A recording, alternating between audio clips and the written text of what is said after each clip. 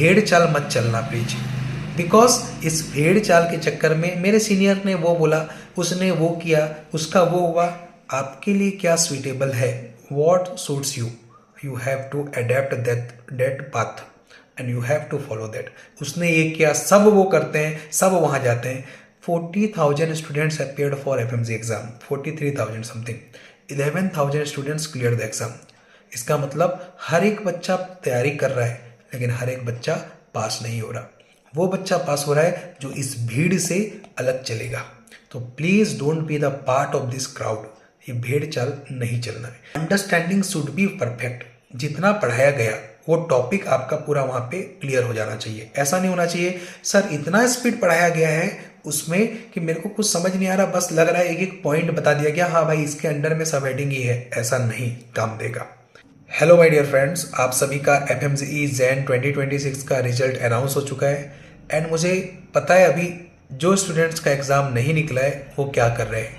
जिन बच्चों का एग्ज़ाम नहीं निकला है वो इधर उधर हर प्लेटफॉर्म में अलग अलग सोशल मीडिया पे एक बंदे का 190 आया है, किसी का 217 आया है, किसी का 224 आया है, किसी का 247 आया है। हर किसी के जो अपना अचीवर पॉम्पलेट को देख रहे हैं, और देख करके दुनिया भर का इतना पॉम्पलेट को देख करके लास्ट में वो इतना कंफ्यूज्ड हो चुके हैं। और उनके मन में अब क्या क्या आ रहा है मैं आपको ये भी बताना चाहूँगा। ये वो स्टूडेंट्स हैं those who have scored either 110 और 125, 135, 145 और 147 मार्क्स। इनके मन में क्या आ रहा है, ऐसे बैनर्स और देख करके ये अपने आप को कमिटमेंट कर रहे हैं कि यार कुछ भी हो जाए इस बार 200 प्लस के साथ FMG एग्जाम को क्लियर करना है, 200 के नीचे तो बात ही नहीं करना है। और अपने आप को क्या बोल रहे हैं, यार सब कुछ पढ़ूंगा, ऐसा एक सब्जेक्ट भी नहीं छोड़ूंगा, सब कुछ एकदम पूरा पी जाऊंगा घोल के, मेरा एक नंबर भी किसी सब्जेक्ट में नहीं कटना चाहिए। और अपने आप को बोल रहे हैं यार मेरे पास तो 5 महीने का समय है, अभी तो आराम से पढ़ेंगे अपन, हर एक चीज़ को डिटेल में एकदम आराम से टाइम लेकर के पढ़ेंगे। और कई बार तो उसको इतना एंथुजियाज्म आ जाता है, ओवर एंथुजियास्टिक होकर के उसको ऐसा लगता है कि यार अब तो न्यूरो एनाट को अपन ना डॉक्टर नजीब से पढ़ेंगे, भले 3 दिन ही क्यों ना लग जाए।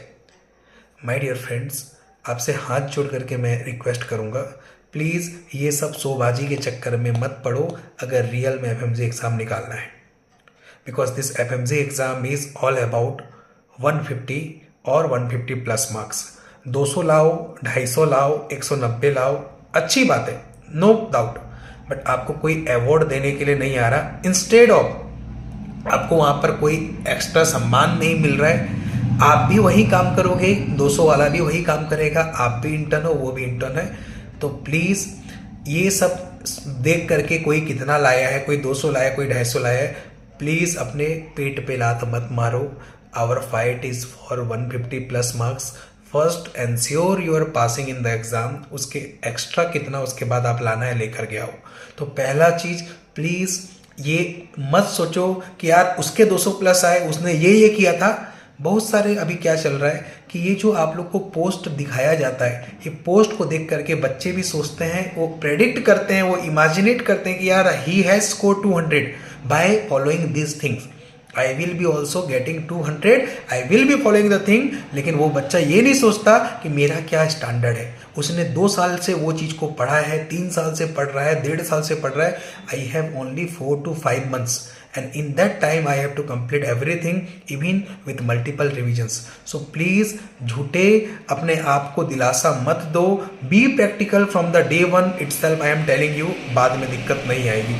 तो 200 प्लस का आ जाए बहुत अच्छी बात है, हमको पहले प्रिपरेशन इस तरीके से करना है कि कैसा भी हो 150 के नीचे आना नहीं चाहिए। सेकंड, सब कुछ पढ़ूंगा, भाई सब कुछ पढ़ लो, नॉलेज एक्वायर करना कोई खराब बात नहीं है। But now your exam is just 5 months, 147 days are only left for your exam. आपको बहुत स्ट्रैटेजिक होकर के पढ़ना पड़ेगा। सब कुछ के चक्कर में आप क्या होगा, लास्ट में वही रिवीजन का problem, silly mistakes and exam में आपको पता है। तीसरा चीज, आपको बहुत ज़्यादा डेप्थ में जाने की जरूरत नहीं है, इतने डेप्थ में जाना है ताकि आपके कंसेप्ट क्लियर हो और आपके क्वेश्चंस सॉल्व हो पाए। और आपको मैं एग्जांपल देना चाहूँगा यहाँ पे, जैसे मैंने बोला कई बार इतना अंदर से पढ़ने का मन करता है कि अपन कोई एक टॉपिक अच्छा लगता है तो उसको 3-3 दिन तक पकड़ के बैठ जाते हैं। जैसे मैंने बताया डॉक्टर नजीब से न्यूरो एनाटोमी पढ़ना है, भाई न्यूरो एनाटोमी से 1 से 2 क्वेश्चन आता है एफएमसी एग्जाम में। अगर बात करें सीटी एमआरआई का पूछ लेता है, जो भी पार्ट्स हैं, जिस बार जैसे कॉर्पस कैलोसम पूछा था। भाई जब 1 से 2 क्वेश्चन आ रहा है उसके लिए हम क्यों इतना अभी डेप्थ में जाएं? Because at this moment our target is to pass the exam.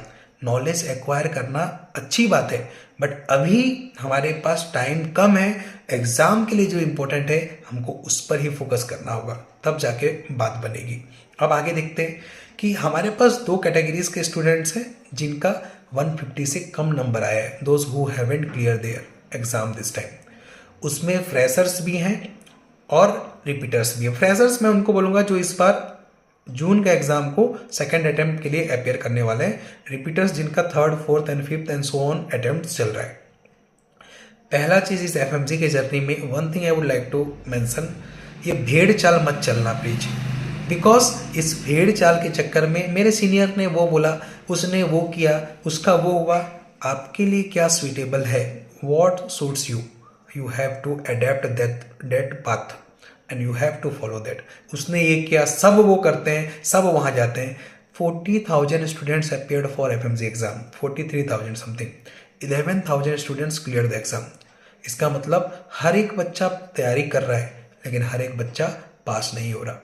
वो बच्चा पास हो रहा है जो इस भीड़ से अलग चलेगा। तो please don't be the part of this crowd. ये भेड़ चाल नहीं चलना है।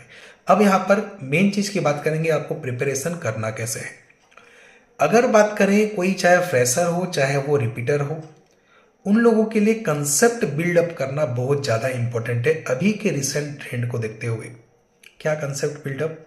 आपको मैं यहाँ पे बोलूँगा आपके पास ओल्ड कोई नोट्स है, if you are thinking that कि I will be revising those notes superficially and मेरा हो जाएगा, ऐसा नहीं है। ठीक है, आपको मैं यहाँ बताना चाहूँगा how to select the best resource for your exam का प्रिपरेशन। आपको कंसेप्ट बनाना जरूरी है इस अभी जो एग्जाम का ट्रेंड चल रहा है उसके लिए। क्या है ये कि how to select the resource. पहला चीज, कोई भी रिसोर्स को आप सिलेक्ट करते हो, कहीं से भी आप पढ़ते हो, आपको ये देखना है कि भाई वहां मेरा बेसिक्स से पढ़ाया जा रहा है कि नहीं। अगर बेसिक से एक्सप्लेन नहीं किया जा रहा तो आपको क्या ही समझ में आएगा। उल्टा आप सुपरफिशियली बस रट्टा मारने जैसे पढ़ोगे, एग्जाम में क्वेश्चंस वही बेस को फॉर्म करके बनाएगा, बेस को ले करके बनाएगा, आपका वहाँ पे सिली मिस्टेक्स एंड फिर से सेम गलती होगी। तो बेसिक शुड बी क्लियर जो भी रिसर्च को आप यहाँ पर चूज कर रहे हो। यानी ये याद रखना है, basic should be clear, along with that duration will be less. It will be not like the main lectures 80 hours 70 hours। भाई 5 महीने में कोई भी नहीं कर सकता मेन लेक्चर। इसीलिए मैं आपको बोलूंगा basic should be clear and with less number of hours. तो कम समय में अच्छे से समझ में आना चाहिए, फर्स्ट क्राइटेरिया।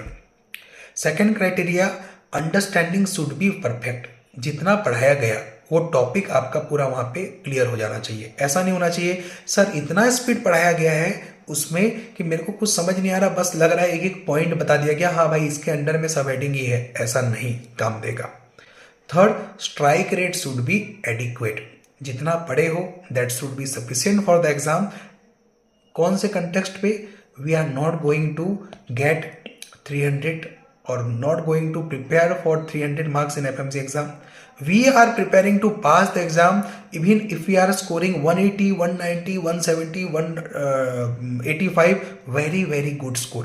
So please आप पहले अपना पासिंग को एंश्योर करो। इसके लिए आप जो भी नोट्स या जहाँ से भी पढ़ते हो, आपको इतना ढंग से पहले पढ़ना है कि आपको कोई फेल नहीं कर सकता, चाहे कितना ही कंसेप्चुअल क्वेश्चन क्यों ना दे दे। तो strike rate should be adequate, मतलब आराम से आपके क्वेश्चंस हर सब्जेक्ट में 90%, 85%, 92% स्ट्राइक रेट हो जाए। Next, don't run behind the bulky material. 5 महीना है, 2 से 2.5 महीना में फर्स्ट रीडिंग करना है, बल्कि मटेरियल के पीछे बिल्कुल भी भागना नहीं है। Your preparation should be very precise and exam oriented. इस टाइम पे कोई इधर उधर का बकवास चीज को नहीं करना है, बिकॉज दुनिया भर के लोग आएंगे बोलेंगे ये करे बिना तो एफएमसी एग्जाम नहीं निकलेगा, वो करे बिना तो नहीं निकलेगा। My personal experience I am telling you my dear friends, निकलता है, सबका निकलता है। जो ज़्यादा इधर उधर घूमता है उसका ज़्यादा प्रॉब्लम क्रिएट होता है उसके साथ। जो एक स्ट्रेट वे में तैयारी करता है एकदम क्लियर माइंडसेट के साथ, उसका उतना इजीली पेपर निकलता है। So be very precise. Okay, second thing यहाँ पर, सर पेपर तो टफ आता है ना आजकल। एक चीज़ बताना चाहूँगा आपको यहाँ पे कि 2017, 18 एंड 19 तक एग्जाम का ट्रेंड बिल्कुल अलग था। Questions were direct type, one liner type, and maximum questions were easy one liner, maximum easy, minimum tough question आते थे 2019 तक। लेकिन 20 से लेकर के 26 तक का जो अभी ट्रेंड है, this trend has changed totally. अब वो वन लाइनर टाइप के क्वेश्चन बहुत रेयरली देखने के लिए मिलता है। Most of the questions are indirect, but still easy, moderate and tough questions are coming in the exam. But यहाँ याद रखें एक चीज हम कि ऑल वैरायटी के क्वेश्चन यहाँ पे दिखता है, सिर्फ इजी नहीं दिखता। तो यहाँ पे मैं आपको एक चीज बताना चाहूंगा कि पहले के पेपर और अभी के पेपर में हमको देख करके क्या समझना है कि भाई ये ट्रेंड ही बदल चुका है। पहले जो क्वेश्चन आता था वैसा क्वेश्चन आजकल नहीं आ रहा, तो उसमें कोई नई बात नहीं है। You have to prepare yourself कि यार क्वेश्चन ऐसे ही आएंगे, इसमें कोई टफ या मॉडरेट बोलने का जरूरत नहीं है, क्योंकि ट्रेंड ही चेंज हो चुका है 2020 के बाद इस एग्जाम का। अब यहाँ पर देख लेते हैं, समराइज करूँ इसको मैं, तो आपको बोलना चाहूँगा कि एक चीज़ जो अभी तक कॉन्स्टेंट है, जो चेंज नहीं हुई है, वो है इंपॉर्टेंट टॉपिक्स। आज से पहले 2017, 18, 19 में जो टॉपिक्स पे क्वेश्चंस आ रहे थे, आज भी वो टॉपिक्स पे क्वेश्चंस आ रहे हैं। भले उनका लैंग्वेज, डेप्थ और जो वे ऑफ फ्रेमिंग क्वेश्चन बदल चुका है, लेकिन टॉपिक्स आज भी वो आ रहे हैं। तो एक चीज़ आपको याद रखना है, आप चाहे इतना सिलेबस पढ़ो, चाहे इतना सिलेबस पढ़ो, चाहे इतना सारा सिलेबस पढ़ो, लेकिन आपको याद रखना है कि अगर आप जो इम्पोर्टेंट टॉपिक्स है इनको ढंग से नहीं कर पाए हो, या इनको प्रायोरिटी नहीं दे रहे हो, या इन पर कमांड नहीं बना रहे, तो आप एग्ज़ाम कभी भी पास नहीं कर सकते। ये इम्पॉसिबल है एफएमसी एग्ज़ाम को पास करना अगर इम्पोर्टेंट टॉपिक्स पर आपका कमांड नहीं है। अब मैं यहाँ पे आपको कुछ एग्जाम्पल देना चाहूँगा, जैसे पॉइजनिंग के ऊपर, वेदर इट इज़ ओपियोइड और यूर कार्बन मोनोक्साइड, साइनाइड और यूर ऑर्गेनोफॉस्फेट। भाई पॉइजनिंग पे हर बार क्वेश्चन आता है, ये ट्रेंड हमको पता है। इस बार भी ओपियोइड पॉइजनिंग का पूछ लिया, क्या सिम्टम दिखेगा क्या नहीं दिखेगा। Gunshot lichen, PCOS, endometriosis, gonadal agenesis और मोलर प्रेगनेंसी, कंट्रासेप्टिव मेनिंजाइटिस, ये सारे टॉपिक्स आपको भी पता है कि ये सब टॉपिक्स बहुत ज़्यादा इंपॉर्टेंट है, जो पहले भी पूछे गए हैं, अभी भी पूछे गए हैं, आगे भी पूछे जाएंगे। लेकिन फिर भी हमको पता है सब कुछ करने के चक्कर में जो अच्छा चीज़ है, काम का चीज़ है, वो हम ढंग से नहीं करते हैं, जिसके कारण से एग्जाम में सिली मिस्टेक्स होता है और 150 क्रॉस नहीं हो पाता। हम जानबूझ के अपने पैर में कुल्हाड़ी मारते हैं। ये क्यों होता है? क्योंकि हमको दिखाया जा रहा है इतने सारे बच्चों की फ़ोटो को कि भाई वो 200 लाया है, वो 220 लाया है, वो 218 लाया है, और वो बच्चे ने ये किया, तुम भी ये करो तभी एग्ज़ाम निकलेगा। ऐसा नहीं है, ठीक है। अपने को एग्ज़ाम पास होने के लिए पहले इतना अच्छे से प्रिपरेशन करना है, कुछ भी हो जाए एग्ज़ाम में फेल ताकि हम ना हो पाए, ठीक है। अब यहाँ पर एक चीज़ आपको बोलना चाहूँगा, एग्ज़ाम स्ट्रेटेजी, बिकॉज मैं आप लोग को एक टाइमलाइन देने वाला हूँ इसके बाद के वीडियो में। अगर हम लोग फॉर एग्जांपल यहाँ पर बात करें कि फैब से देखें, ठीक है, फैब से देखें, 1 फैब से 27 जून, ठीक है, नियरली हमारे पास 147 नंबर ऑफ डेज है, ठीक है। इसमें मैंने आप लोग का डिवाइड कर दिया है नियरली यहाँ पर first reading, first revision and consecutive revisions. First reading आपको आराम से 2 से ढाई महीने में ख़त्म करनी है, इसमें बिल्कुल हड़बड़ी नहीं, इसमें बेस को स्ट्रॉन्ग करना है, भागना नहीं है। नियरली आपको 60 से 70 डेज फर्स्ट रीडिंग में लगेंगे ही लगेंगे। इसके बाद first revision is the most crucial, जहाँ चीज़ें आपको धीरे धीरे याद होनी चालू होती है। आपको 30 से 40 नियरली आपको 40 डेज लगेगा फर्स्ट रिवीजन में। तो आप लोगों का 70 एंड 40 कितना हो गया? यहाँ पर 110 डेज आपका जा चुका है आउट ऑफ 147 डेज। अब यहाँ पर आपको याद रखना है बचा हुआ जो 37 डेज है, इसमें हम लोग और कंसेक्यूटिव 2 रिवीजन करने वाले हैं बिफोर द एग्जाम। तो आप लोग आराम से अगर स्टार्ट करते हो विथ कूल माइंडसेट, आराम से आप 4 दफ़ा पूरे आपके सिलेबस को एक मिनान से एकदम फुल टाइम दे करके एकदम आराम से ख़त्म कर सकते हो। किसी की बात मत सुनो, कोई कुछ बोले ये कर ले, यहाँ से करे बिना तो एग्ज़ाम नहीं निकलेगा। मैं बोल रहा हूँ, मैंने बच्चों को पास करवाया है, पढ़ा करके मेरा एक्सपीरियंस के बिहाफ पे मैं बोल रहा हूँ कि भाई जितना ज़्यादा कन्फ्यूजन में पढ़ोगे उतना ज़्यादा डिफिकल्ट होगा पेपर निकालना। इसीलिए सिंपल एंड स्ट्रेट पाथ को फॉलो करो एंड एग्ज़ाम इजीली आप लोग का क्रैक हो सकता है। ठीक है, मैंने बताया रिसोर्सेज आपको कैसे चूज़ करना है। यहाँ पर मैं आप लोग को बोलना चाहूँगा FMC is not tough, it's strategic. जो स्ट्रैटेजी ढंग से नहीं बना पाता, जो उसको फॉलो नहीं कर पाता, जिसकी स्ट्रैटेजी ही गलत है, जिसके selection of resources and material he wrong है, जो इतने टाइम में इतना कुछ करने का उम्मीद रख करके प्रिपरेशन स्टार्ट करता है, तो वहीं पे उसका फेलियर का 50% पक्का हो जाता है। So my dear friends, start with a calm mind set. 10 बार सोचो कि आप जो स्टार्ट करने वाले हो क्या वो आपको वो एंड तक सक्सेसफुली ले जा पाएगा till the last day of your preparation. तो वो चीज़ को करना है। अननेसेसरली ओवर एक्सपेक्टेशन अपने आप से मत रखो कि सुपर ह्यूमन के जैसे मैं इतने टाइम में इतना सब कुछ पचा के ग्रास्प कर लूँगा, तो that is impossible.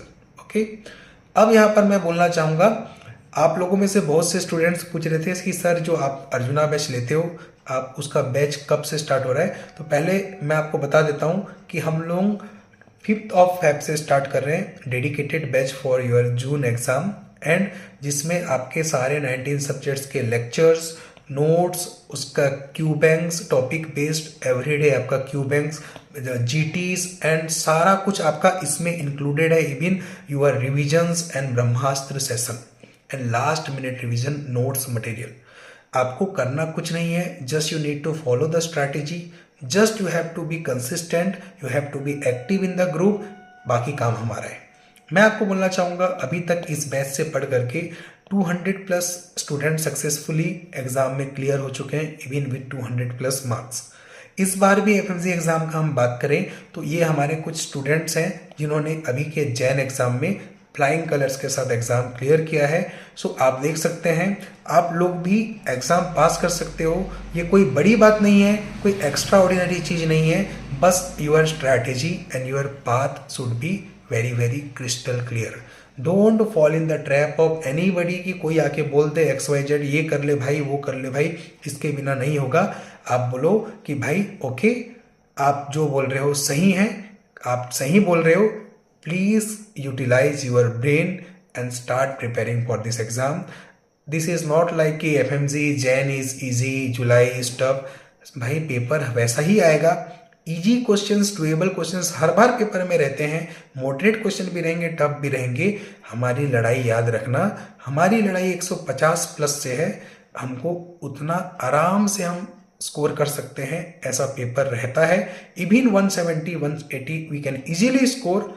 But please please please जो भी आप करो उसको एकदम माप तोल के, बिल्कुल टाइम को वेस्टेज नहीं करना है। डे 1 से टाइम को पकड़ के चलना है। You all will surely pass. Best wishes from my side, all the best.